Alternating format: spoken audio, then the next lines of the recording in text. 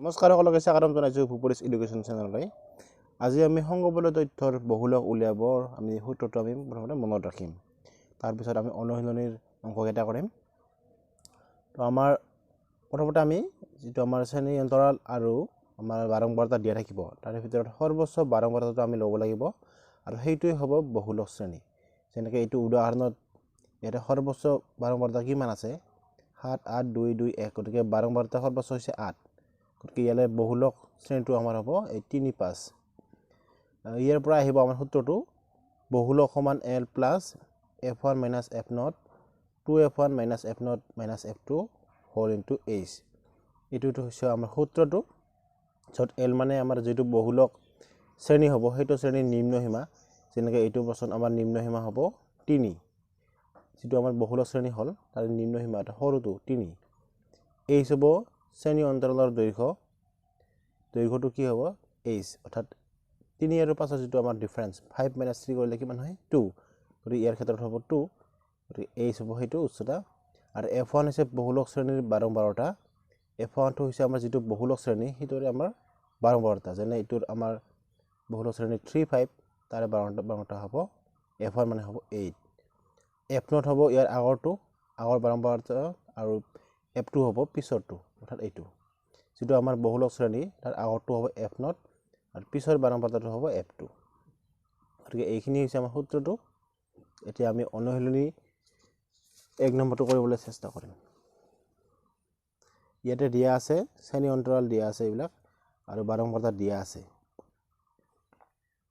তো ইয়াৰে আমাৰ সৰ্বোচ্চ বাৰম্বাৰতা কিমান ইয়াৰ পৰা চাও 6 11 21 23 14 5। গতিকে ইয়াতে সৰ্বোচ্চ বাৰম্বাৰতা হৈছে 23। গতিকে আমাৰ বহুলক শ্ৰেণীটো হ'ব 35 45।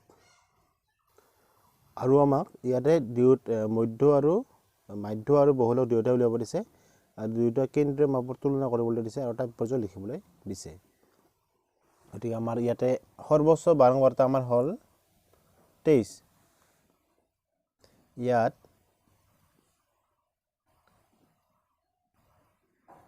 সৰ্বোচ্চ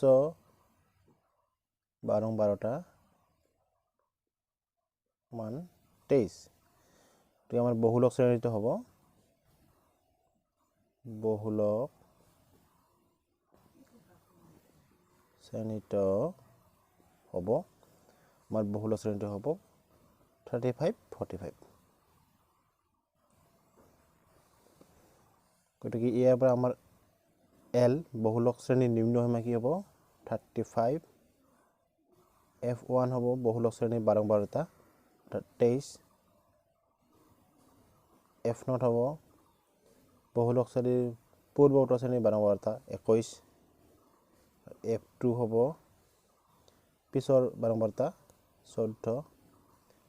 H হ'ব আমাৰ এটা ডিফাৰেন্স 15 - 5 কৰিলে কিমান হয় 10।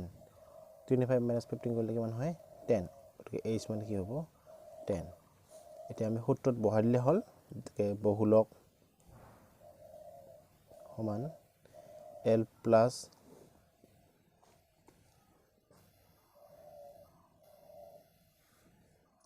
F1 minus F0 2F1 minus F0 minus F2 whole into H। এই সূত্ৰটোত বহাই দিলে হ'ল মানকেইটা আমাৰ L মানে আমি পাইছো 35 প্লাস F1 মানে আমি পাইছো 23। F0 মানে পাইছো আমি 21। 2 into F1 মানে আমি 23 F0 মানে 21 আৰু F2 মানে পাইছো আমি 14। H মানে আমি পাইছো 10। এতিয়া এখানে প্লাস মাইনাস কৰিলে হ'ল 35 প্লাস 23 পৰা 21 গলে 2 23 দুগুণ 46 মাইনাস দুটা এই দুটা মাইনাস মাইনাস হৈ আছে গতিকে যোগ কৰিম 4 1 5 2 1 3 পূৰণ 10।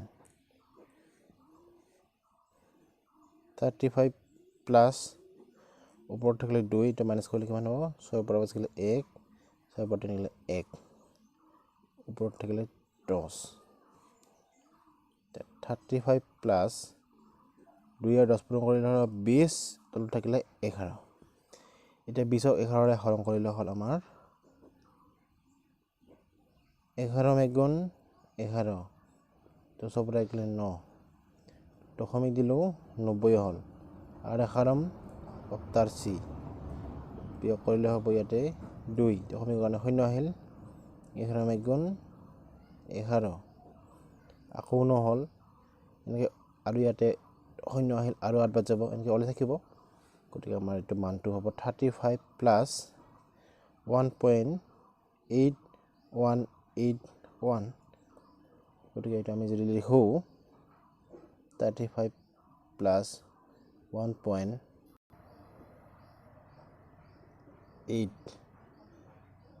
গতিকে প্লাছ কৰিলে হ'ব 36.8 গতিকে আমাৰ বহুলক হ'ল 36.8 এতিয়া আমি মাধ্য উলিয়াম তো মাধ্য উলিয়াব লাগে আমি প্ৰথমতে শ্ৰেণী অন্তৰাল বাৰম্বাৰতা আমি লিখি ল'ম এইখিনি আমাৰ প্ৰশ্নত দিয়া আছে এতিয়া শ্ৰেণী সূচক আমি উলিয়াই ল'ম প্ৰথমতে শ্ৰেণী সূচক হ'ব ইহঁতৰ যোগফল কৰি 2 2 হৰণ 15 আৰু 5 যোগ কৰিলে 20 20 ক 2 2 হৰণ কৰিলে 10 আৰু ইহঁতৰ মাজত ডিফাৰেন্স 10 গতিকে 10 যোগ কৰিলে হ'ল এইটো 20 30 40 50 60 গতিকে 55 আৰু 65 মাজত 60 আছে গতিকে আমাৰ এইখিনি ওলাই গ'ল এতিয়া আমি যেহেতু মানবিলাক ইয়াত ডাঙৰ ডাঙৰ আছে কিছু ডাঙৰ ডাঙৰ আছে যাৰ বাবে আমি বিবেচিত মাধ্য নাই বা ধাপ বিচ্যুতি পদ্ধতি কৰিম তো আমি প্ৰথমতে উলিয়াই ল'ম di মানে হৈছে xi মাইনাছ a আৰু a ৰ মানটো আমি ইয়াৰ মাজৰ পৰা ল'ম গতিকে a ৰ মানটো ল'লোঁ আমি 30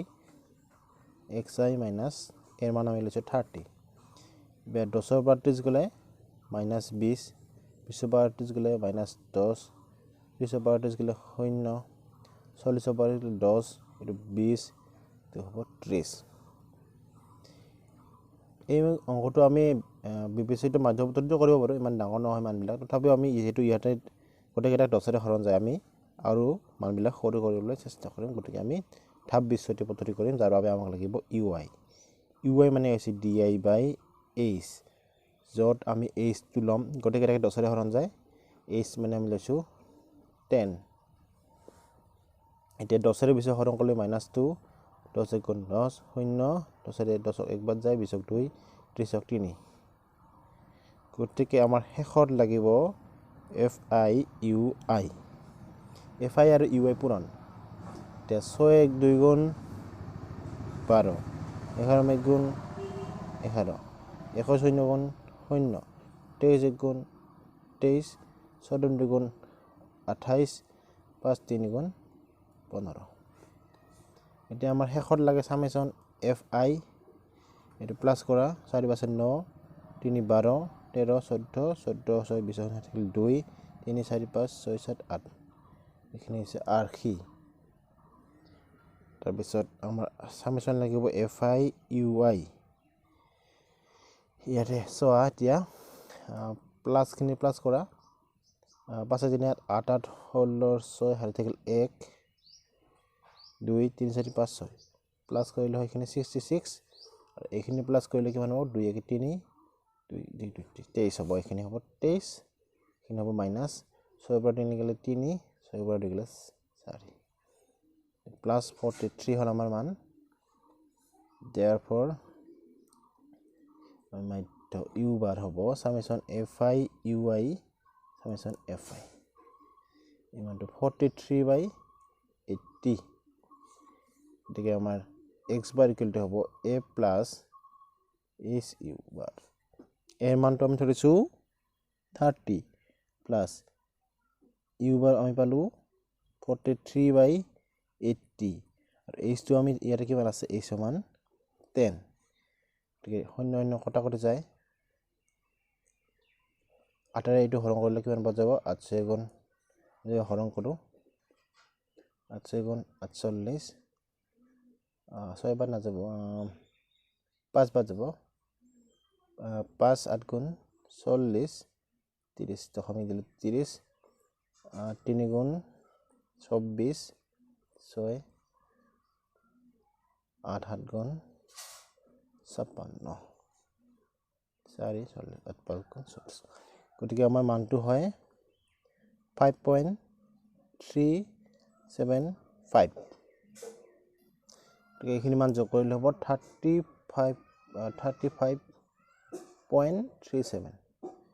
35.37 গতিকে আমাৰ মাধ্য অৰ্থাৎ x বাৰ আমাৰ কিমান হ'ল 35.37 এতিয়া আমাৰ প্ৰশ্নটোত কি দিয়া আছিল মানবিলাক তুলনা কৰিব দিছিল আটাই পৰ্যায় ব্যাখ্যা কৰিব দিছিল গতিকে আমাৰ বহুলক উলিয়াইছিল আমাৰ কিমান বহুলক আছিল আমাৰ 36.8 আৰু আমাৰ মাধ্য ইকুৱেল টু 35.37 গতিকে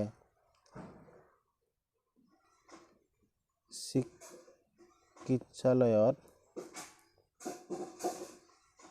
ভৰ্তি হোৱা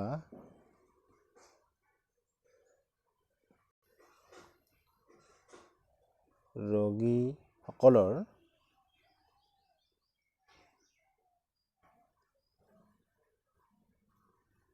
বেছিভাগ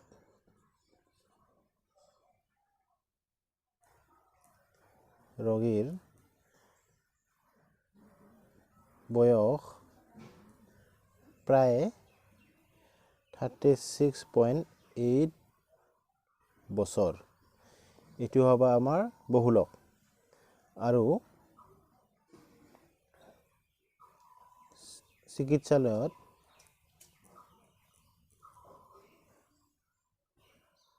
ভৰ্তি কৰা ৰোগীসকলৰ